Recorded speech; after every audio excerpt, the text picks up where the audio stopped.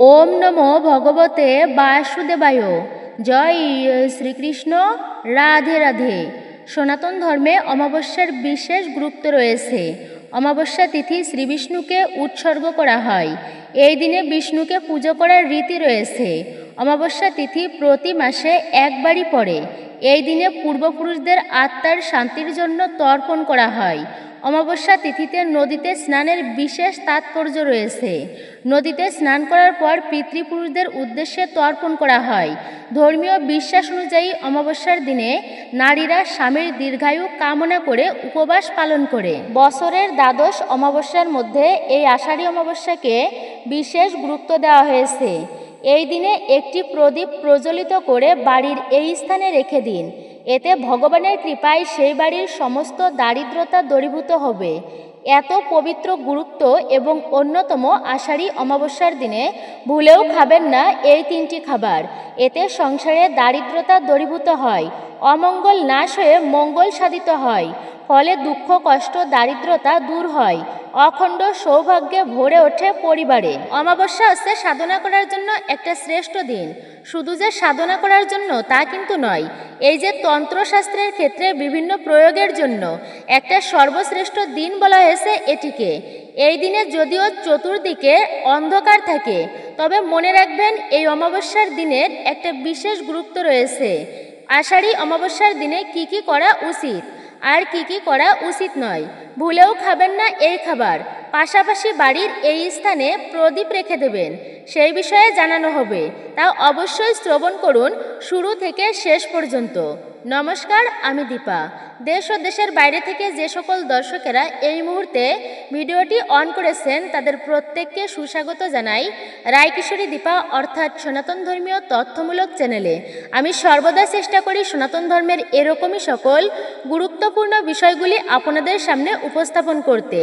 আসুন কিছুক্ষণ সময় প্রত্যেকে একসঙ্গে ধৈর্য ধরে আজকের এই গুরুত্বপূর্ণ প্রসঙ্গে আমরা বিস্তারিত জেনে নিই।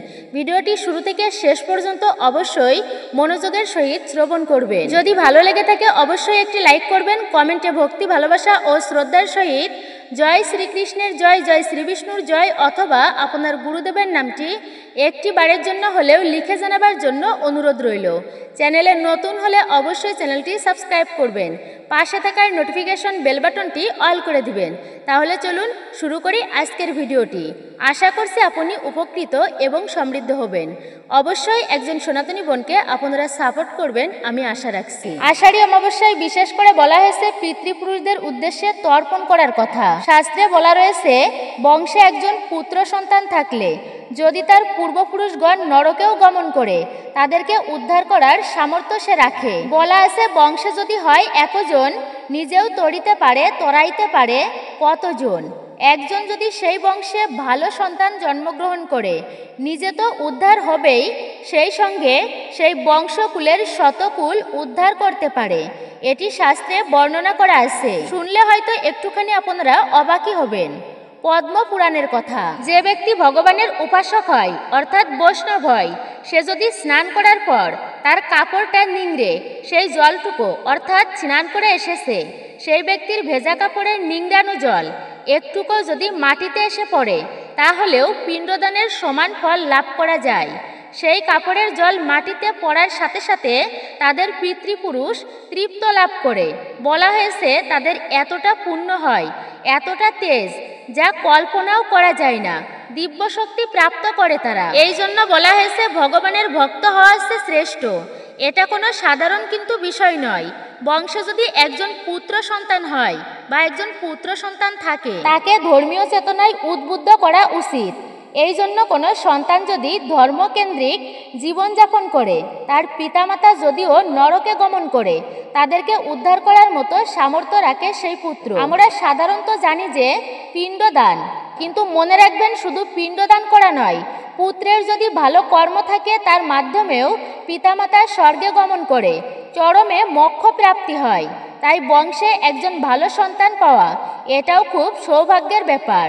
দ্বিতীয়ত যে বিষয়টি আর তা হচ্ছে আপনারা এই অমাবস্যার দিনে এই সময়ে অবশ্যই চেষ্টা করবেন গঙ্গা নদীতে স্নান করার। তারপর পিতৃতর্পণ করুন, এতে পূর্বপুরুষ তৃপ্ততা লাভ করে। যে কোনো শুভ দিনে, বিশেষ দিনে অবশ্যই সকাল করেই স্নান কার্য সম্পূর্ণ করতে হয়। সাধু সন্ত ভক্ত মহাজন মহাত্মা তারা কখনো দেরি করে ঘুম থেকে উঠে না। প্রভাতকালে বাসি শয্যা ত্যাগ করে, বিশেষ করে শুভ দিনে, তারপরে স্নান করে, স্নানের পরে অবশ্যই পূর্ব দিকে তাকিয়ে অর্থাৎ সূর্যদেবকে অর্ঘ্য অর্পণ করবেন। সূর্যদেবের কৃপায় জগৎ আলোকিত হয়। প্রতিটা ব্যক্তির উচিত সেই সূর্যনারায়ণকে সকালবেলা উঠে প্রণাম করা। ওম জবাকুসুম শঙ্কাশম কাশ্যপেয়ম মহাদ্যুতিম ধাবান্তরীণ প্রণতহস্মি দিবাকর। এই মন্ত্রে প্রতিটা ব্যক্তির পূর্ব দিকে তাকিয়ে প্রণাম করা উচিত, অন্তত পক্ষে এই দিনে। যদি করেন, স্নানের পরে অবশ্যই সূর্যদেবকে অর্ঘ্য অর্পণ করবেন। এতে সূর্যদেবের বিশেষ কৃপা আপনারা প্রাপ্ত করতে পারবেন। তৃতীয়ত যে বিষয়টি, আর তা হচ্ছে, যদি সম্ভব হয় তবে এই আষাঢ়ী অমাবস্যায় এই দিনে উপবাস করে দান ধ্যান করলে এটাও বিশেষ মহিমা রয়েছে শাস্ত্রে। দানের মহিমা যে অপার তা আমরা কম বেশি প্রত্যেকেই জানি, কিন্তু উপবাস করে যদি পূজা অর্চনা করা হয়, দান করা হয়, ভগবানের নাম জপ করা হয়, ধ্যান করা হয়, অর্থাৎ যাই করেন না কেন এই অমাবস্যার দিনে, তা খুবই শুভ এবং মঙ্গলময়। তবে আরেকটি বিষয় হচ্ছে, আমরা সাধারণত প্রত্যেকেই অমাবস্যাকে অশুভ বলে জানি। আচ্ছা, আসলে কি অমাবস্যা অশুভ? মনে রাখবেন, অমাবস্যা তিথি এটা কিন্তু অশুভ বা খারাপ নয়, তবে আমরা সেটাকে অশুভভাবেই গণ্য করি। তবে হ্যাঁ, একটা বিষয় আছে যে এই অমাবস্যার তিথিতে অশুভ শক্তির প্রকোপ বৃদ্ধি পায়। এই জন্য বিশেষ করে বলছি, এই অমাবস্যা চলাকালীন সময়ে বিশেষ করে আপনারা কখনো একাকী নির্জন স্থানে সন্ধ্যার পরে বা সূর্যাস্তের পরে যেতে নেই, যাবেন না। এতে কিন্তু অশুভ শক্তির প্রভাব পড়তে পারে আপনাদের জীবনে। যদিও আমরা যুগ হিসাবে এটা তুচ্ছ জ্ঞান করি, কিন্তু মনে রাখবেন, সবটা কিন্তু তুচ্ছ বলে উড়িয়ে দেবেন না। অমাবস্যা চলাকালীন রাত্রে বিশেষ করে শ্মশান বা কবরস্থানের আশপাশ দিয়েও যেতে নেই। একাকী রাস্তা দিয়ে হাঁটা চলাফেরা করা উচিত নয়। আরও বিশেষভাবে বলা হয়েছে গর্ভবতী মায়েদের ক্ষেত্রে এই নিয়মটা অবশ্যই পালন করতে হবে। একটুকু মান্য করে আপনারা চলবেন। এই সময় মায়েরা, এই সময়ে রাহু গ্রহের প্রকোপ বৃদ্ধি পায়। তাদের জীবনীতে রাহুর দশা রয়েছে যাদের জীবনীতে, তাদের জীবনে কিন্তু ভালো কিছু হয় না ততটা। এবং অমাবস্যা তিথিতে বিশেষ করে অশুভ সময়ে রাহু গ্রহ শক্তির প্রকোপ বৃদ্ধি পায়। আর রাহুর প্রকোপ বাড়লে জীবনে কিন্তু ততটা ভালো কিছু হয় না। শনিদেবের 7.5 জীবনে চলে যাদের, রাহুর প্রকোপ রয়েছে যাদের, তাদের জীবনে অমঙ্গল লেগেই থাকে। যাদের বক্রদৃষ্টি থাকে তাদের জীবনে মন্দ কিছু লেগেই থাকে, কখনো ভালো কিছু আশা করা যায় না। তাই বলা হয়েছে এই অমাবস্যার দিনে অশুভ শক্তির প্রকোপ বাড়ে এবং অবশ্যই আমাদেরকে এই দিনটিতে একটুকু সতর্ক থাকতে হবে। অনেকেই হয়তো আবার বলতে পারেন যে মাতাজি, আমাদের জীবনে যদি শনির দশা, রাহুর দশা থাকে, তবে এর থেকে মুক্তি পাবার কি কোনো উপায় আছে? কিভাবে কাটবে রাহু এবং শনির দশা? বিশেষ করে প্রথমত একটা কথাই বলবো, সর্ব অমঙ্গল কেটে যাবে। আপনারা ভগবানের নাম জপ করুন, ভগবানের পূজা অর্চনা করুন, কলিযুগের নাম সংকীর্তন, হরে কৃষ্ণ মহামন্ত্র অবশ্যই জপ করুন। মন্ত্র জপের মাধ্যমে সমস্ত অমঙ্গলের নাশ হয়। মন্ত্রের এতটাই প্রভাব, এতটাই প্রতাপ, অর্থাৎ ভগবানের উপাসনা করুন, এর মাধ্যমে আপনার সমস্ত দোষ কেটে যাবে। যারা ভগবানের উপাসনা করে আর জীবনীতে যদি শনির দশা থাকে, সেক্ষেত্রে শনিদেবের পূজা দিন। শনিবারে গরিব দুঃখীদের সাহায্য করুন। অশ্বত্থ গাছের গোড়ায় একটি ঘিয়ের প্রদীপ জ্বালিয়ে দিন এবং মঙ্গলবারের সংকটমোচন হনুমানজির পূজা অর্চনা দিতে পারেন। তবে সর্বকিছুর দোষ কাটাতে সর্বশ্রেষ্ঠ হচ্ছে ভগবানের পূজা করা। তার উপরে বিশ্বাস রাখুন, ভরসা রাখুন মন থেকে। এতে আপনি যাই করুন না কেন, যদিও তা অশুভ হয়, তবুও তার থেকে মুক্তি পাবেন। জীবনের সকল বাধাবিঘ্ন নাশ হবে। আবার নৃসিংহদেবের পূজাও দিতে পারেন আপনারা। অমাবস্যা ও পূর্ণিমা তিথিতে কখনোই ভুলেও ক্ষৌরকর্ম করতে নেই। মনে রাখবেন, চুল, দাড়ি, নখ এগুলো হচ্ছে শরীরের তন্ত্রশাস্ত্র মতে চুলদাড়ি নখ হচ্ছে শরীরের নদীর অংশ, আমাদের শরীরের একটা বিশেষ গুরুত্বপূর্ণ অংশ। তাই অমাবস্যা তিথি চলাকালীন বিশেষ করে চুলদাড়ি নখ কাটা উচিত নয়। যখন অমাবস্যা তিথি আসে তখন আমাদের জীবন প্রবাহ নিম্নমুখী হয়ে থাকে। বলা হয়েছে এই জন্য বিশেষ করে অমাবস্যা, পূর্ণিমা এবং শুভ দিনে ক্ষৌরকর্ম ভুলেও করতে নেই, এতে অশুভ গ্রহের দোষ লাগে। বৃক্ষ আদি কাটাও উচিত নয় এই সময়ে, এতে জীবনে রাহু গ্রহের দোষ লাগে। এই সময়ে দূরদেশে কোথাও যাত্রা করা উচিত নয়, তা ব্যবসার ক্ষেত্রেই হোক বা যে কোনো ভালো কাজের ক্ষেত্রেই হোক না কেন। অমাবস্যা চলাকালীন দূরে কোথাও যেতে নেই। হতে পারে এমন সময়ে যাত্রা করলে জীবনে অমঙ্গল আসতে পারে। এই সময় যাত্রা করা কোনো দূর স্থানে ততটা কিন্তু ভালো নয়, শুভ নয়। চেষ্টা করবেন অমাবস্যা পার হলে শুভ দিন দেখে ভালো কাজের জন্য অবশ্যই যাত্রা করার। অনেকেই আছেন এই সমস্ত বিশ্বাস করেন না। মনে রাখবেন এটা নিছক কিছু নয়, গুরুত্বপূর্ণ বিষয়। শুভ তিথি দেখে যাত্রা করা উচিত। যেমন বলা হয় শাস্ত্রে, অগস্ত্য যাত্রা, অগস্ত্য মুনি একদিনে বেরিয়ে গিয়েছেন আর কখনোই ফিরে আসেননি, সেই সময়টাকে বলা হয় অগস্ত্য যাত্রা। এই অমাবস্যা চলাকালীন তাই দূরে কোথাও আপনারা যাবেন না বা শুভ কাজের উদ্দেশ্যে যাত্রা যেন না করা হয়। ভালো সময় দেখে অবশ্যই যাত্রা করবেন। আরেকটি বিষয়ের কথা বলি, আর তা হলো পিণ্ডদান করা।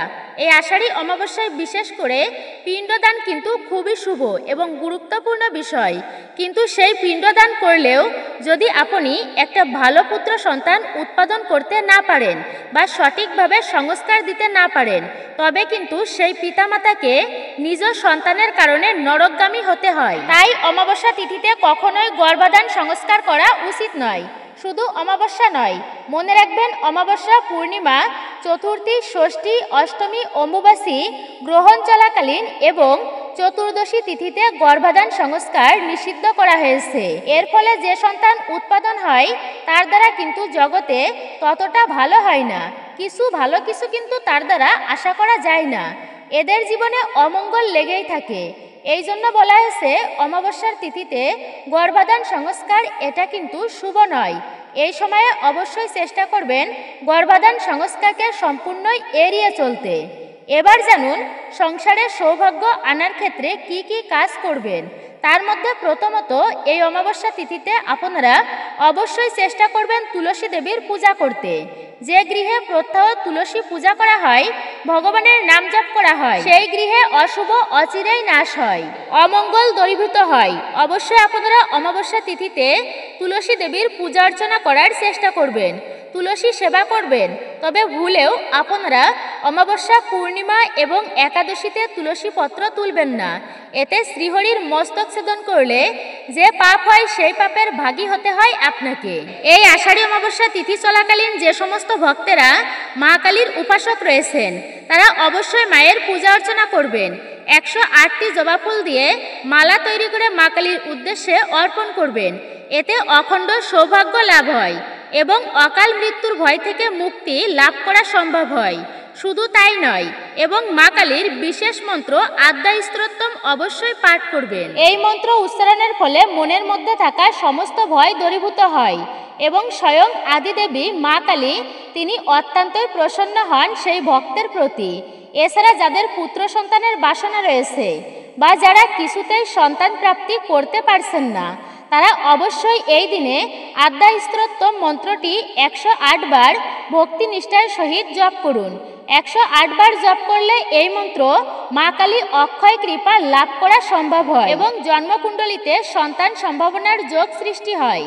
এছাড়া অমাবস্যার দিনে অবশ্যই শিবলিঙ্গে জল অর্পণ করবেন। যারা মহাদেবের ভক্ত আছেন এবং যাদের প্রচণ্ড ভয়, প্রচণ্ড রোগ ব্যাধিতে যারা জর্জরিত, তারা এই অমাবস্যার দিনটি কাজে লাগান এবং মহামৃত্যুঞ্জয় মন্ত্রটি প্রত্যেকেই এই দিনে পাঠ করবেন। এর ফলে কি হয়? মহামৃত্যুঞ্জয় মন্ত্র জপের ফলে আয়ু বৃদ্ধি হয় এবং কঠিন মৃত্যু যন্ত্রণা থেকেও রাঘব হয়। অমাবস্যার দিনে তান্ত্রিকেরা বিভিন্ন তন্ত্র সাধনা করে থাকেন সিদ্ধি লাভের আশায়। তো সেক্ষেত্রে আমরা যারা সংসারী আছি, জীবনে আবদ্ধ রয়েছি, সেক্ষেত্রে ভগবানের সেবা পূজা অর্চনা ভগবানের মন্ত্র জপ, হরিনাম জপ করা মানে এই দিনে ঈশ্বরের সেবায় নিজেকে নিয়োজিত রাখার অবশ্যই চেষ্টা করব। এর ফলে সাংসারিক জীবনে অমঙ্গলের পথ প্রশস্ত করে জীবনের সফলতা প্রাপ্তি হয়। এই আষাঢ়ী অমাবস্যা চলাকালীন বাড়িঘর দুয়ার পরিষ্কার পরিচ্ছন্ন অবশ্যই রাখবেন। বাড়ির সদর দরজা অর্থাৎ মূল দরজা ভালোভাবে পরিষ্কার পরিচ্ছন্ন রাখবেন। সদর দরজার দুই পাশে স্বস্তিক চিহ্ন অঙ্কন করবেন এবং সন্ধ্যার সময় বিশেষ করে নিজেদের ঘর বাড়ি রান্নাঘর অন্ধকার করে রাখবেন না, এমনকি ঠাকুর ঘরকেও অন্ধ করে রাখবেন না, অবশ্যই বাতি জ্বালিয়ে রাখবেন। যদি সেটাও সম্ভব না হয় অবশ্যই অমাবস্যার দিনে ঠাকুর ঘরে এবং তুলসী তলায় আপনারা অবশ্যই একটি প্রদীপ প্রজ্বলিত করে রাখবেন। অর্থাৎ যে কোনো উপায়ে ঠাকুর ঘর এবং বাড়িকে আলোকিত করে রাখার চেষ্টা করবেন। তবে যে শুধু অমাবস্যার দিনে তা কিন্তু নয়, নিজেদের গৃহকে সর্বদাই আলোকিত করে রাখা উচিত। অন্ধকার করে রাখা একদমই উচিত নয়, কারণ অন্ধকার হচ্ছে নেগেটিভ এনার্জির বা অশুভ শক্তির প্রতীক। নিজেরা এখানে লক্ষ্য করলেই আপনারা বুঝতে পারবেন কোনো বাড়ির দীর্ঘদিন ধরে অন্ধকার অবস্থায় পড়ে আছে, সেই বাড়িতে যদি ধূপধুনো না পড়ে, পূজা অর্চনা না করা হয়, সেই বাড়িতে যদি কারোর বাস না হয়, তাহলে গৃহে কিন্তু অশুভ শক্তির বাস হয়। দেবী অলক্ষ্মী প্রবেশ করে সেখানে, আর অলক্ষ্মী প্রবেশ করলে সেই গৃহে কিন্তু লক্ষ্মীর বাস হয় না এবং সেই বাড়িতে অভাব অনটন দারিদ্রতা সর্বদাই লেগেই থাকে। তাই অবশ্যই সর্বদাই বাড়িঘর দুয়ার আপনারা পরিষ্কার পরিচ্ছন্ন রাখবেন এবং আলোকিত করে রাখবেন। এরপর হচ্ছে কখনো কাউকে আঘাত বা মনে কষ্ট দেবেন না, ভুলেও কখনো কাউকে কষ্ট দেবেন না। তবে যে কোনো শুভ দিনে বিশেষ করে এগুলো এড়িয়ে চলতে হবে। কাউকে আঘাত করে কথা বলা, অনেকে আছেন এমন ব্যক্তি যে অপরকে দুঃখ দিয়ে মনে আনন্দ পায়, সন্তুষ্ট হয়। তো এই সমস্ত ব্যক্তিরা কখনোই জীবনে সুখী হতে পারে না, শান্তিতে থাকতে পারে না। অমাবস্যায় নতুন পোশাক কেনা, নতুন গাড়ি কেনাও উচিত নয় বলে মনে করা হয়। এটি নেতিবাচক শক্তির প্রতীক বলে মানা হয়। এছাড়াও কোনো নতুন কাজ অমাবস্যায় শুরু করা একদমই উচিত নয়। অমাবস্যা হলো পূর্বপুরুষকে উৎসর্গ করা একটি দিন এবং এর নিজস্ব নিয়ম রয়েছে। অমাবস্যার সময় কিছু জিনিস কেনা অশুভ বলে মনে করা হয়। চলুন জেনে নেওয়া যাক সেই জিনিসগুলো কি কি। প্রথমত হচ্ছে ঝাড়ু বা ঝাঁটা। শাস্ত্রমতে দেবী লক্ষ্মীর সঙ্গে ঝাড়ুর সম্পর্ক বিশ্বাস করা হয়। কথিত আছে যে অমাবস্যার দিনে ঝাড়ু কিনলে দেবী লক্ষ্মী ক্রুদ্ধ হন। ঘরে এতে অর্থ আসা বন্ধ হয়ে যায়, এতে টাকা আটকে যায়, এতে ঘরের নেতিবাচক শক্তিতে ভরে যায় এবং স্বাস্থ্য সংক্রান্ত সমস্যার সম্মুখীন হতে হয়। তাই অমাবস্যায় ঝাড়ু কেনা একদমই এড়িয়ে চলুন, এতে লক্ষ্মী দেবী অত্যন্তই ক্রোধিত হবেন আপনার প্রতি। দ্বিতীয়ত হচ্ছে পানীয়। অমাবস্যা এবং পূর্ণিমার রাত দুটি গুরুত্বপূর্ণ তিথি। এই সময়ে অ্যালকোহল কেনা এবং সেবন করা থেকে বিরত থাকার পরামর্শ দেওয়া হয়েছে শাস্ত্রে। যেহেতু অমাবস্যা শনিদেবের সঙ্গে সম্পর্কিত, তাই এটি বিশ্বাস করা হয় যে কোনো ধরনের মদ্যপান নেতিবাচক শক্তি নিয়ে আসে, যা দীর্ঘ সময় ধরে সক্রিয় থাকতে পারে। এর পরবর্তী হচ্ছে আমিষ খাদ্য। অ্যালকোহলের মতো অমাবস্যার সময় আমিষ কেনা এবং গ্রহণ করা অশুভ বলে বিবেচিত হয়। বলা হয় যে অমাবস্যার সময় যে কোনো ধরনের আমিষ জাতীয় খাবার খাওয়া আপনার রাশিফলের উপর নেতিবাচক প্রভাব ফেলে। তৃতীয়ত হচ্ছে ময়দা। এই সময়ে একজনকে গমের বীজ এবং ময়দার মতো খাবার কেনা থেকে বিরত থাকতে হবে। বিশেষ করে ভাদ্র মাসের অমাবস্যায় গম কেনা এড়িয়ে চলা উচিত। এটি বিশ্বাস করা হয় যে আপনি যদি এই দিনে কেনা গম খান, তবে তা সরাসরি আপনার পূর্বপুরুষদের কাছে যায়, যা অশুভ বলে মনে করা হয়। চতুর্থ হচ্ছে পূজা সম্পর্কিত জিনিসপত্র। এই দিনে পূজা সংক্রান্ত জিনিসপত্র কেনা থেকে বিরত থাকুন। ধূপকাঠি, ফুল, পূজার থালি বা প্রতিমার জামা কাপড় হোক না কেন, এই সময়ে অবশ্যই আপনারা এগুলি কেনা থেকে বিরত থাকুন।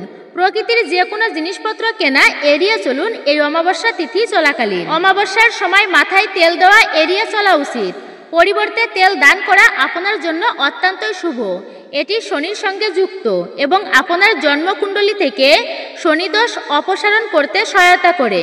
আপনি যদি শক্তির ইতিবাচক প্রবাহ বজায় রাখতে চান, তবে এই দিনে আপনার চুলে তেল দেওয়া একদমই এড়িয়ে চলতে হবে। আষাঢ়ী অমাবস্যায় তিল তর্পণ বা মৃতকে অর্পণ এবং অন্নদানম বা ক্ষুধার্ত মানুষদেরকে খাদ্যদান করা উচিত।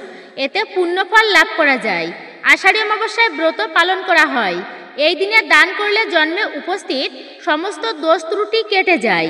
এই আষাঢ়ী অমাবস্যার দিন সকালে উঠে স্নান সেরে নিন। নদী বা পুকুরে স্নানের গুরুত্ব অনেক বেশি রয়েছে। স্নানের জলে গঙ্গার জল মিশিয়ে বাড়িতেই স্নান করতে পারেন। স্নান সেরে বাড়ির মন্দিরে প্রদীপ জ্বালান। সূর্যদেবকে অর্ঘ্য নিবেদন করুন। পূর্বপুরুষদের জন্য নৈবেদ্য দান করুন। ঈশ্বর চিন্তায় মগ্ন থাকুন। অমাবস্যায় বিষ্ণু পুজোর বিশেষ তাৎপর্য রয়েছে। কোন কোন রাশিকে সতর্ক থাকতে হবে এই অমাবস্যা তিথি চলাকালীন অবশ্যই আমরা জেনে নেব। আসুন তাহলে জেনে নিই। নাম্বার 1, বৃষ রাশির জাতক জাতিকাদের জন্য প্রতিকূল পরিস্থিতি তৈরি হতে পারে। আপনার জীবনের সমস্যা বাড়তে পারে। কর্মজীবনে দেখা দিতে পারে নতুন সমস্যা। হঠাৎ আপনার কথাবার্তায় তিক্ততা বাড়তে পারে। অন্যদের সঙ্গে আপনার সম্পর্ক তিক্ত হয়ে উঠবে। পারিবারিক সম্পর্কের ক্ষেত্রেও এর নেতিবাচক প্রভাব পড়বে। এই সময়ে আপনার খরচ বেড়ে যাবে। পরিবারের কোনো সদস্যের অসুস্থতার জন্য আপনার অর্থ ব্যয় হতে পারে। সম্পত্তি ক্রয় বিক্রয়ের ক্ষেত্রে ক্ষতি হতে পারে। তাই এই সময়ে বড় কোনো সিদ্ধান্ত নেবেন না। তো দ্বিতীয়ত হচ্ছে অর্থাৎ নাম্বার 2, 1 মাস আপনাকে সতর্ক থাকতে হবে। অতিরিক্ত উৎসাহ ও রাগ বাড়তে পারে। গুরুত্বপূর্ণ কাজ পণ্ড হতে পারে। হঠাৎ আপনার ভিতরে রাগ বাড়তে শুরু করবে। পরিবারের সদস্যদের সঙ্গে আপনার সম্পর্ক প্রভাবিত হতে পারে। পুরনো বিষয় নিয়ে স্ত্রীর সঙ্গে তর্ক হতে পারে। প্রিয়জনের সঙ্গে আপনার দূরত্ব তৈরি হতে পারে। পুরনো কোনো রোগ মাথাচাড়া দিতে পারে। সহকর্মীদের কাছ থেকে তেমন সমর্থন পাবেন না। কর্মক্ষেত্রে বাধাবিঘ্ন আসতে পারে। রাগ নিয়ন্ত্রণ করুন। যে কোনো বিষয়ে ধৈর্য ধরে অবশ্যই কাজ করুন। নাম্বার 3 অর্থাৎ তৃতীয়ত, তুলা রাশি। এই রাশির জাতক জাতিকাদের পরিবারে হঠাৎ সমস্যা বাড়তে পারে। আপনার পিতার সঙ্গে সম্পর্কের অবনতি হতে পারে। স্বাস্থ্যের উপর প্রতিকূল প্রভাব পড়তে পারে। ভ্রমণের সমস্যা হতে পারে আপনার। চাকরি বা ব্যবসায় আপনাকে আরও কঠোর পরিশ্রম করতে হবে। সেই অনুপাতে সাফল্য পাবেন না। ভ্রমণের সময় আপনার জিনিসপত্রের নিরাপত্তার দিকে অবশ্যই খেয়াল রাখুন। চাকরিজীবীরা সমস্যায় পড়তে পারেন। পরিবারের ভাই বোনদের সঙ্গে আপনার সম্পর্ক উত্থান পতন হতে পারে। যে কোনো বিষয়ে সাফল্য পেতে এই সময় আপনাকে আরও লড়াই করতে হতে পারে। এরপর হচ্ছে চতুর্থ অর্থাৎ নাম্বার 4, সূর্যের গমন বৃশ্চিক রাশির জাতক জাতিকাদের জন্য অনুকূল হবে না। জীবনে হঠাৎ করেই নানা ধরনের সমস্যা বাড়তে পারে। কোনো কারণ ছাড়াই আদালতের দ্বারস্থ হতে পারেন। কর্মক্ষেত্রে শুধুমাত্র নিজের কাজে মনোনিবেশ করুন। কোনো কারণ ছাড়া অন্যদের মধ্যে কথা বলবেন না। কারোর সঙ্গে তর্কে বা বিবাদে জড়াবেন না। আপনার কাজ করতে অসুবিধা হতে পারে। আয় বাড়াতে ভুল পথ বেছে নেবেন না, অন্যথায় আপনার সমস্যা বেড়ে যেতে পারে। আপনি কোনো কারণ ছাড়াই অসুবিধায় পড়তে পারেন। পরিবারের নেতিবাচক পরিবেশ থাকবে। ক্যারিয়ারে নানা সমস্যার সম্মুখীন হতে পারে বৃশ্চিক রাশির জাতক জাতিকাদের ক্ষেত্রে। নাম্বার 5 অর্থাৎ পঞ্চমত, ধনু রাশি। সূর্যের গমনের কারণে ধনু রাশির জাতক জাতিকাদের পরিবারের টানাপোড়েনের সম্মুখীন হতে পারেন। অহংকারের কারণে স্ত্রীর সঙ্গে বিবাদ বাড়তে পারে। আপনার ব্যক্তিগত জীবনের সমস্যা বাড়তে পারে। ব্যবসায় কোনো কারণে ক্ষতি হতে পারে। এই সময় আপনি কোনো ভুল সিদ্ধান্তের কারণে সমস্যায় পড়তে পারেন। ভ্রমণের সময় জিনিসপত্রের নিরাপত্তার দিকে অবশ্যই খেয়াল রাখতে হবে আপনাকে। প্রতারকদের থেকে সাবধান। এরপর হচ্ছে ষষ্ঠত অর্থাৎ নাম্বার 6, এই রাশির জাতক জাতিকাদের জীবনে চাপ বাড়তে পারে। নানা ধরনের সমস্যার সম্মুখীন হতে পারেন আপনারা। কোনো সম্পত্তি ক্রয় বিক্রয়ের ক্ষেত্রে আপনি বাধার মুখে পড়তে পারেন। মামলা মোকদ্দমার নিষ্পত্তি হবে না। অকারণে ঝামেলায় জড়াতে পারেন। গুরুতর স্বাস্থ্য সংক্রান্ত সমস্যায় পড়তে পারেন। মানসিক চাপের কারণে ঘুম হবে না। টাকা কড়ির বিষয়ে অবশ্যই আপনি সাবধান হন। এই আষাঢ়ী অমাবস্যায় পিতৃপুরুষদের তুষ্ট করার উপায়। আষাঢ় অমাবস্যার দিন ভোরবেলায় বিছানা ছাড়ুন। স্নান সেরে কাঁচা কাপড় পরুন। তারপর মহাদেব ও শ্রীবিষ্ণুর আরাধনা করুন। পূর্বপুরুষদের উদ্দেশ্যে তর্পণ ও পিণ্ডদান করুন। এরপর পিতৃসূক্ত জপ করুন। মনে মনে আপনার পূর্বপুরুষদের স্মরণ করুন ও তাদের উদ্দেশ্যে জল নিবেদন করুন। এর ফলে আপনার পূর্বপুরুষরা তুষ্ট হবেন এবং তাদের আশীর্বাদে জন্মছকে বিভিন্ন গ্রহ শান্ত হবে। প্রয়াত পূর্বপুরুষরা রুষ্ট হলে কোষ্ঠীতে পিতৃদোষ তৈরি হয়। এই দোষের অশুভ প্রভাবে জাতক নানান সমস্যায় ভুগতে থাকেন। পিতৃদোষ থেকে মুক্তি পেতে আষাঢ় অমাবস্যায় বাড়ি থেকে দূরে কোথাও অশ্বত্থ গাছের নিচেই সন্ধ্যাবেলায় একটি সরিষার তেলের প্রদীপ জ্বালিয়ে আসুন। প্রচলিত বিশ্বাস অনুসারে মনে খাঁটি ভক্তি নিয়ে এই কাজটি করলে পূর্বপুরুষদের রোষ শান্ত করা যায়। তারা শান্ত হলে জন্মছক থেকে পিতৃদোষ কেটে যায়। কালসর্প দোষ থেকে মুক্তি পাওয়ার উপায়। আষাঢ়ী অমাবস্যায় কালসর্প দোষ থেকে মুক্তি পেতে অবশ্যই কোনো নদীতে আপনি স্নান করুন। তারপর নদীর তীরে সন্ন্যাসীকে দিয়ে যজ্ঞ করলে কোষ্ঠীতে কালসর্প দোষ থাকলে তা কেটে যাবে। যজ্ঞের পর অবশ্যই দরিদ্রদের মধ্যে সাধ্যমতো আপনি দান করতে পারেন।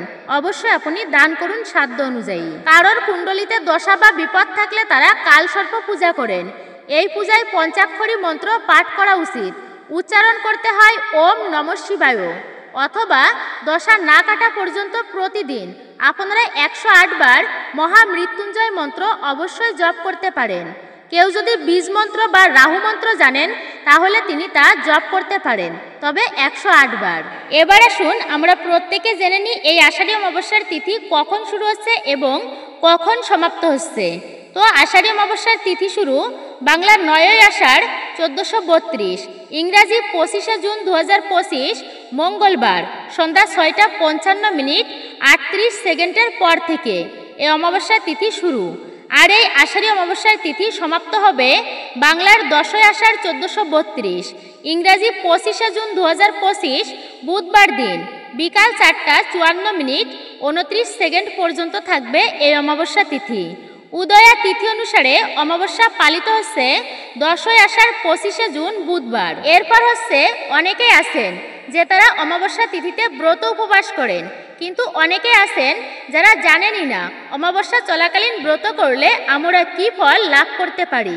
প্রত্যেকের কাছে বিনীত অনুরোধ, কিছুক্ষণ সময় ধৈর্য ধরে অবশ্যই অমাবস্যার ব্রত কথাটি আপনারা শ্রবণ করুন।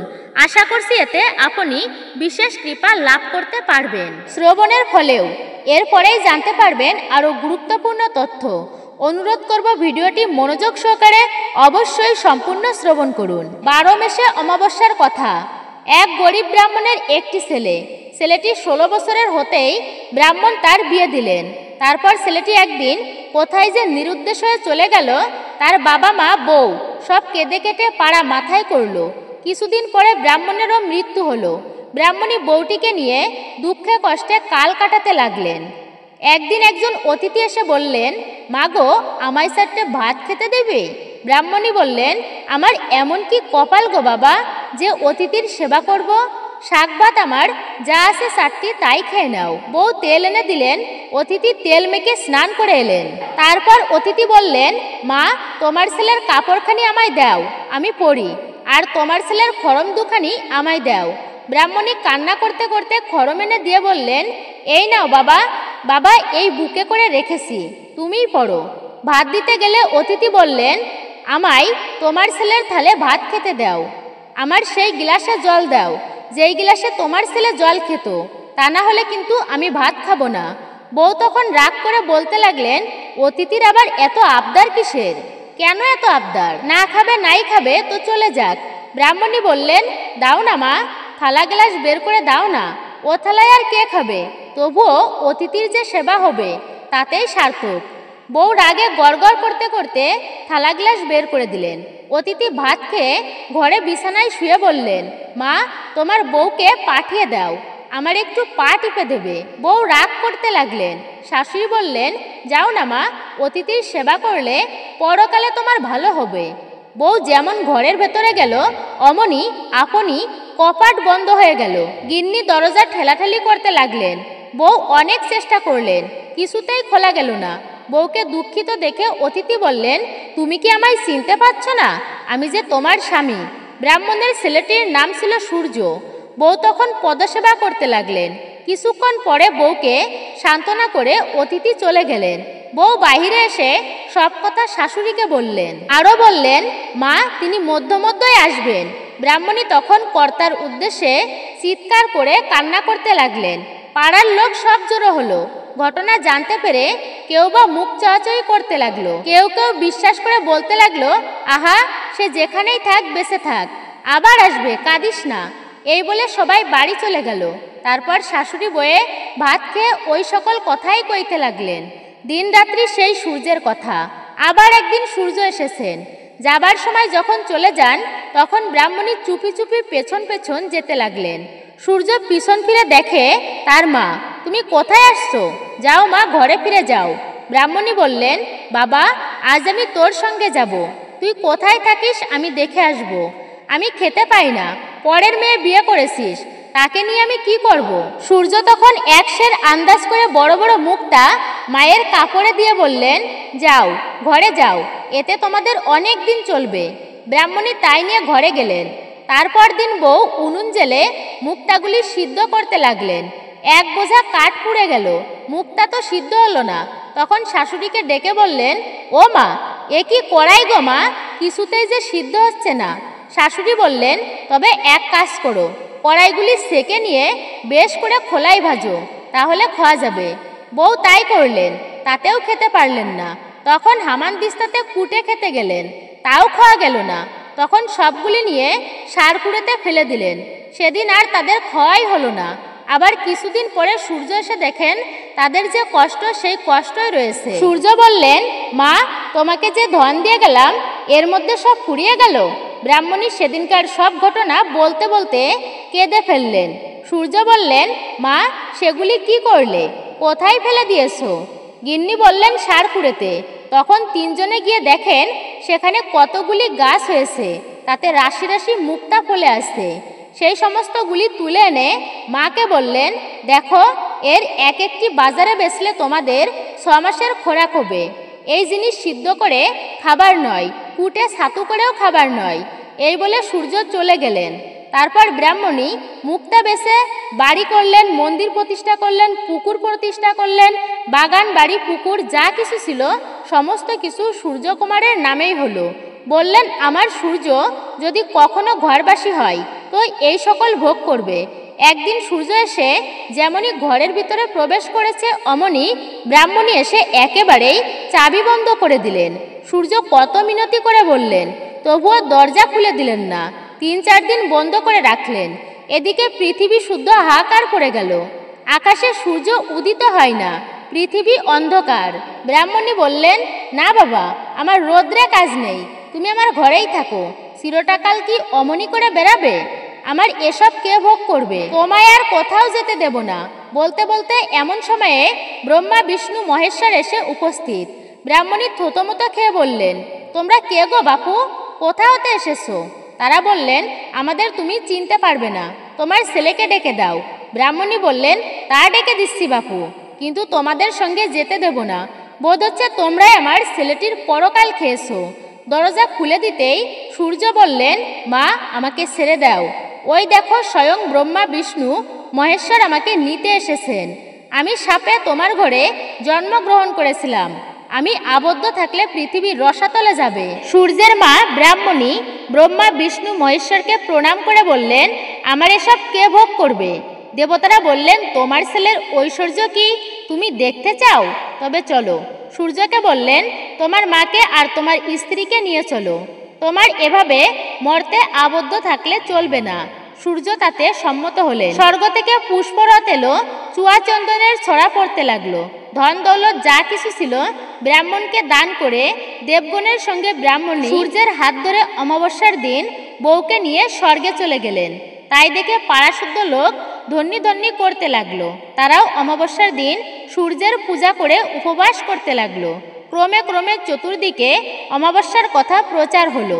সেই থেকে পৃথিবীর লোক 12 মাসে অমাবস্যার ব্রত করতে লাগলো। তো এই ছিল অমাবস্যার দিনের বিশেষ মাহাত্ম্য কথা। সকলেই বুঝতে পারছেন আমরা কি ফল পেতে পারি এই দিনের কিছু নিয়ম পালনে। বিশেষ করে অমাবস্যার দিনে সূর্যদেবের উপাসনা করা উচিত। সূর্যদেবের পূজা করাকে অমাবস্যার দিনে খুবই গুরুত্বপূর্ণ এবং শুভ মঙ্গলময় বলা হয়েছে। তো এই সময়ে আপনারা অবশ্যই চেষ্টা করবেন একটা প্রদীপ প্রজ্বলিত করে ঠাকুর ঘরে অর্পণ করবেন। অবশ্যই মনে রাখবেন, যখন সূর্য দেবতা পশ্চিম দিগন্তে হেলে পড়েছে, অর্থাৎ সূর্য ডোবার পরে একটি মাটির প্রদীপ তার উদ্দেশ্যে অর্পণ করা অত্যন্তই শুভ ফলপ্রদ। সূর্যদেব বলছে, আমি তো চলেই যাচ্ছি, আমার যাওয়ার পরে এই কার্যটা কে নিবে জগৎকে আলো প্রদান করার? তখন সমস্ত জগতের সৃষ্টি স্তম্ভিত, কেননা সূর্যের মতো আলো প্রদান করার ক্ষমতা কারো নেই। কিন্তু একটা ব্যক্তি চুপ নেই, সে হচ্ছে মাটির প্রদীপ। মাটির প্রদীপ সে বলিল, আমার যতটুকু সাধ্য করিব তা আমি পূরণ। ছোট্ট মাটির প্রদীপ সূর্যদেবের কথা শুনে গুড়ি গুড়ি পায়ে হেঁটে গিয়ে সূর্যদেবকে অবনত মস্তকে প্রণাম করে বলতে লাগলো, হে দেব, আপনার মতো অত সামর্থ্য আমার নেই, কিন্তু আশীর্বাদ করুন, যতটুকু সাধ্য রয়েছে আমার তা দিয়েই যেন আমি এই জগতের সেবা করতে পারি, আলো প্রদান করতে পারি। তাই আপনি বিশেষ করে এই অমাবস্যার দিনে একটা প্রদীপ ঠাকুর ঘরে প্রজ্বলিত করে রাখবেন। তুলসী তলায় সেই প্রদীপটি অবশ্যই রেখে দেবেন। প্রদীপ দানের রয়েছে বিশাল মহিমা, আর দামোদর মাসে প্রদীপ অর্পণের রয়েছে আরও সহস্রগুণ মহিমা। প্রদীপের আলোয় নেতিবাচক এনার্জি নাশ হয়। এই আষাঢ়ী অমাবস্যার দিনে নির্দিষ্ট কিছু খাবার এড়িয়ে চলা উচিত। আপনারা জানতে পারবেন কোন কোন খাবার আমাদেরকে এড়িয়ে চলতে হবে এই অমাবস্যার দিনে, যা সাধারণত ধর্মীয় এবং লৌকিক বিশ্বাস থেকে আসে। এই দিনে শস্য জাতীয় খাবার যেমন ধান থেকে তৈরি জিনিস, চাল, ডাল ইত্যাদি কেনা বা খাওয়া উচিত নয়। এই দিনে শস্য জাতীয় খাবার যেমন ধান থেকে তৈরি জিনিস, চাল, ডাল ইত্যাদি কেনা এবং খাওয়া উচিত নয়। এছাড়া এই দিনে তুলসী পাতা সেরা বা যে কোনো ধরনের আমিষ খাবার খাওয়া একদমই উচিত নয়। অনেকে এই দিন উপবাস করে থাকেন, তবে নির্জলা উপবাস না করে ধান থেকে তৈরি খাবার না খাওয়ার পরামর্শ দেওয়া হয়। আমিষ জাতীয় সকল খাবার এড়িয়ে চলুন এই আষাঢ়ী অমাবস্যার দিনে। মাছ, মাংস, ডিম, পেঁয়াজ, রসুন আপনারা একদমই খাবেন না এই দিনে। এই আষাঢ়ী অমাবস্যার দিনে কোন কোন সবজি খাওয়া উচিত নয়, আর তা হলো অমাবস্যার দিনে সিম, বেগুন এবং মূলার মতো সবজি খাওয়া উচিত নয়, কারণ এগুলি নাকি নেতিবাচক শক্তিকে আকর্ষণ করে। এছাড়াও পোড়া জাতীয় সকল খাবার এড়িয়ে চলুন। রুটি পোড়া, বেগুন পোড়া, টমেটো পোড়া, পটল পোড়া, অনেকে আছেন সবজি পুড়িয়ে খেতে পছন্দ করেন। আপনারা এই দিনে কোনো পোড়া জাতীয় খাবার খাবেন না। বিশেষ করে বেগুন ও মূলার তৈরি কোনো খাবার আপনারা খাবেন না এই অমাবস্যা চলাকালীন সময়ে। কলমি শাক, পুঁই শাক, বেগুন, মাসকলাই, সিম, বরবটি আপনারা এগুলি একদমই খাবেন না এই অমাবস্যা চলাকালীন সময়ে। অ্যালকোহল, মাশরুম, ঢোল, বিট এবং অন্যান্য খাবার আপনারা এড়িয়ে চলুন এই দিনে। তবে আপনারা বিশেষ সুফল পাবেন, বিশেষ করে এই খাবারটি আপনারা খেতে পারেন, আর তা হচ্ছে নারিকেল এবং দুগ্ধ আপনারা খেতে পারেন এই সময়ে। এছাড়াও যারা অমাবস্যার ব্রত পালন করবেন তারা অবশ্যই বিভিন্ন ধরনের ফলমূল আপনারা গ্রহণ করতে পারেন এই দিনে, কিন্তু ভুল করে আপনারা আমিষ জাতীয় কোনো খাবার খাবেন না অমাবস্যা চলাকালীন। আর যে খাবারের কথাগুলো আমি বললাম সেগুলো এড়িয়ে চলবেন। হরে কৃষ্ণ কৃষ্ণ কৃষ্ণ হরে হরে, হরে রাম রাম রাম হরে হরে। তো মূলত এটাই ছিল আমাদের আজকের ভিডিওটি আপনার কাছে কেমন লাগলো তা কমেন্ট করে নিজের মতামত জানাতে একদমই ভুলবেন না। যদি ভালো লেগে থাকে অবশ্যই একটি লাইক করবেন। কমেন্টে ভক্তি, ভালোবাসা ও শ্রদ্ধার সহিত জয় শ্রীকৃষ্ণের জয়, জয় শ্রী বিষ্ণুর জয় অথবা আপনার গুরুদেবের নামটি একটি বারের জন্য হলেও লিখে জানাবার জন্য অনুরোধ রইল। চ্যানেলে নতুন হলে অবশ্যই চ্যানেলটি সাবস্ক্রাইব করবেন, পাশে থাকার নোটিফিকেশন বেল বাটনটি অল করে দিবেন। আশা করছি আপনি একটুকু হলেও উপকৃত এবং সমৃদ্ধ হয়েছেন। অবশ্যই একজন সনাতনী বোনকে সাপোর্ট করবেন আমি আশা রাখছি। তো আপনাদের সাথে আবারও কথা হবে নতুন কোনো ভিডিওর প্রসঙ্গে।